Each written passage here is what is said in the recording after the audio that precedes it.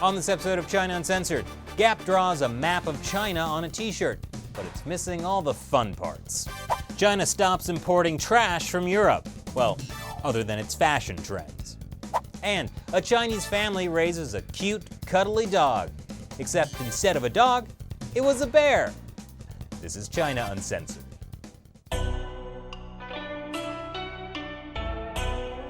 Welcome to China Uncensored. I'm your host, Chris Chappell.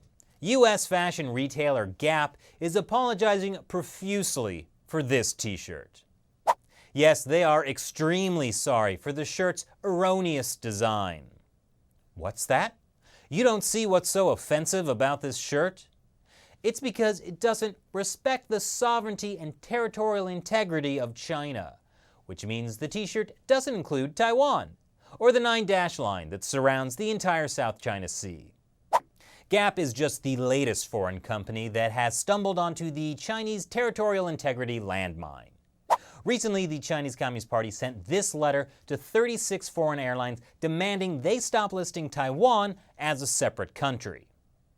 Although if Gap is apologizing for anything, it really should be for trying to make both khakis and swing dancing cool. It looks like it's gonna hail. In other news, realizing just how sensitive territorial claims on t-shirts can be, a group of Chinese tourists showed up in Vietnam wearing this, the kind of shirt Gap really ought to make if they want to stay in China. It has both Taiwan and the ridiculous-looking 9 line. Needless to say, since Vietnam disputes China's 9 line, people in Vietnam were not too happy with their new guest's attire. In fact, these Chinese tourists were stopped at the airport by security and told to remove their shirts. Still, the photo went viral in Vietnam, with a lot of internet users there calling for the tourists to be immediately deported. I'm starting to think that the next World War is going to be fought over a t-shirt. According to Deutsche Welle, China sent Iran a shipment of over 1,000 tons of sunflower seeds. Maybe it's in preparation for the first annual Sino-Iranian sunflower seed spitting contest. China and Iran have pledged to grow trade to $600 billion a year. Iran could be an important part of Xi Jinping's Belt and Road Initiative as a physical bridge that could link China and Europe. And since this sunflower seed shipment happened 2 days after President Trump announced he was putting sanctions back on Iran, this is probably China's way of telling Iran, hey buddy, we've got your back. Also your sunflower seeds. Here's a quick update on the story of the former CIA agent who is accused of selling out to China. Court documents say Chinese intelligence officers gave him $100,000 and promised to take care of him for life. Well, his alleged selling out got a bunch of CIA agents killed. So now it looks like the US will take care of him for life too. China used to take almost half of Europe's plastic trash, but no longer. But an environmental crackdown China began last January has led to a whopping 96% drop in how much it takes. And now there's a messy problem for Europe. What to do with all this leftover garbage?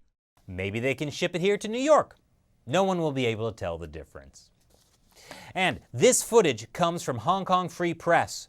It shows a journalist getting roughed up by police in Beijing. The Hong Kong journalist was in Beijing covering the trial of a rights activist, Xie Yanyi. Don't worry, police let him go to the hospital as soon as he signed an apology letter. And finally, this video from state-run CGTN shows a black bear that was supposedly raised as a pet by a Chinese family. They thought it was a dog. Honey, something's wrong with Fido. He won't play fetch. Funny story, the same thing happened to me. The family was so disappointed when they found out I wasn't a puppy. Sorry, Mom. Thanks for watching the headlines from China this week. Once again, I'm your host, Chris Chappell. See you next time. And time for another question from you, our loyal supporters on Patreon. Mark Matthews asks, have you read the book 9 Commentaries on the Communist Party? Do you recommend it to others? Yes, I've read it, and I definitely recommend it to anyone who wants to really understand the nature of communism and how it affected modern China. It gives insight into how the Communist Party seized and maintains power. And let's just say, the body count is pretty high. On that cheery note, I'll put a link to the book in the description below. Thank you, Mark, for your question, and just a reminder to the fans who support China Uncensored on Patreon, leave your questions on our Patreon website, and maybe I'll answer yours next time.